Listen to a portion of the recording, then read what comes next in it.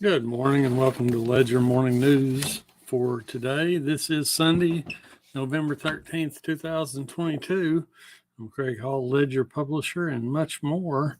For those of you who keep track of such things, this is the 317th day of the year, only 48 days left in 2022. If you care about local news, please subscribe to our daily newsletter at heathenledger.substack.com. It's published every day with the best news coverage in Florida County. Plus, you can see our exclusive Blasts from the Past and Did You Know features along with our little Ledger daily column. And if you would, please share this with anybody you think might be interested. If you don't like it, let me know why, and we'll try and do better next time. If you're watching this newscast on YouTube, please subscribe, like it, and hit the notification bell so you always know when we go live. Today's Bible verse: and do not forget to do good and to share with others, for with such sacrifices God is pleased. It comes from Hebrews chapter 13, verse 16. Today's really bad joke of the day: how do you organize an astronomer's party? You plan it. Get it? Plan it, not plan it. Okay. If you want to send in a really bad joke, email it to Craig@heathenledger.com and we will recognize you and your brilliance when we read it online. Seriously. And if you want to wish somebody happy birthday, marriage, wedding, anniversary, or whatever, email me the information and we will recognize them on their special day. A reminder, the only football playoff game this week in Florida County has Poto hosting defending state Class 4A champion Clinton in the quarterfinals Friday. Early weather forecast shows partly cloudy skies for that day with a high of 47 and a low of 26, about what you would expect for this time of the year. In today's weather forecast, we'll have clear skies and it'll be cold again Sunday. High will be 51 degrees with a low of 26 degrees. My fingers aren't working. Sunrise is at 6:51. Sunset is at 5:14. Saturday's high was 46 with a low of 23. Average temperatures for November 13th are a high of 66 and a low of 39. Records for the date were a high of 81 in 1999 and a record low of 23 in 1995. Last year on this date, the high was 57 with a low of 38. And we'll be right back after this message from our sponsor. Rural America, the office of our nation's farmers and ranchers. You get up before dawn, and your chores are never finished. You're no stranger to hard work, and you need a bank that will work just as hard for you. With great rates, low closing costs, and local employees who understand your field, we answer that call. At Central National Bank, we don't just lend for agriculture, we live it. Okay, thank you for that. In today's top stories, Democrats kept control of the Senate on Saturday, repelling Republican efforts to retake the chamber and making it harder for them to thwart President Joe Biden's agenda. The fate of the House was still uncertain as the GOP struggled to pull together a slim majority there. Senator Catherine Cortez Mastro's victory in Nevada gave Democrats the 50 Senate seats they needed to keep the Senate. Her win reflects the surprising strength of Democrats across the U.S. this election year.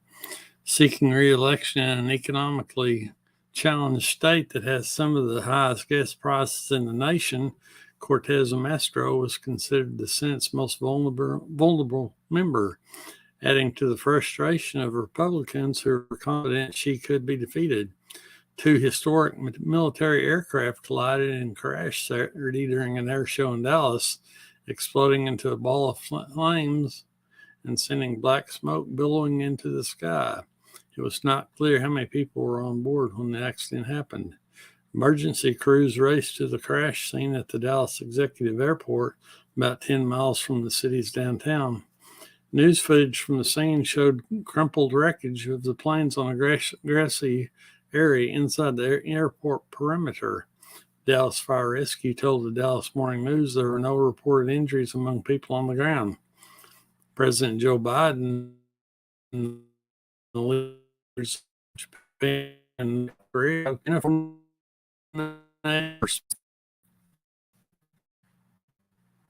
nuclear and ballistic missile programs, with Biden declaring that the three-way partnership is even more important than it's ever been, when North Korea is stepping up its provocations. Popular television series Yellowstone returns Sunday at 7 p.m. with a special 2-hour show to kick off the season. Baseball glove worn by Babe Ruth during his glory days with the New York Yankees sold for over $1.5 million at the Louisville Slugger Museum and Factory auction on Saturday. Winning bidder was not identified. Spencer Sanders came off the bench to throw the go-ahead touchdown pass, and Oklahoma State rallied to defeat Iowa State 20-14 on Saturday. Sanders, the regular starter, has been battling a shoulder injury. He replaced Gunnar Gundy late in the third quarter in his 14-yard touchdown pass to Jaden Nixon with 9:18 remaining in the fourth, but Oklahoma State up 17-14. West Virginia, now 4-6 and 2-5 in the Big 12, beat Oklahoma 23-20 Saturday for the first time since joining the Big 12 in 2012. The Mountaineers avoided being eliminated from bowl consideration, but still must win its final 2 games to qualify for the postseason. Oklahoma, 5-5 and 2-5, will have to wait another week to try to become bowl eligible when the Sooners play Oklahoma State in the Bedlam Series. On this date in history, in 2015, Islamic State militants carried out a set of coordinated attacks in Paris on the National Stadium, restaurants, and streets in a crowded concert hall, killing 130 people in the worst attack on French soil since World War II. In 1775, during the American Revolution, the Continental Army captured Montreal. In 1789, Benjamin Franklin wrote in a letter to a friend, Jean-Baptiste Leroy, in this world nothing can be said to be certain except death and taxes. In 1909, 259 men and boys were killed when fire erupted inside a coal mine in Illinois. In 1942, President Franklin D. Roosevelt signed a measure lowering the minimum draft age from 21 to 18.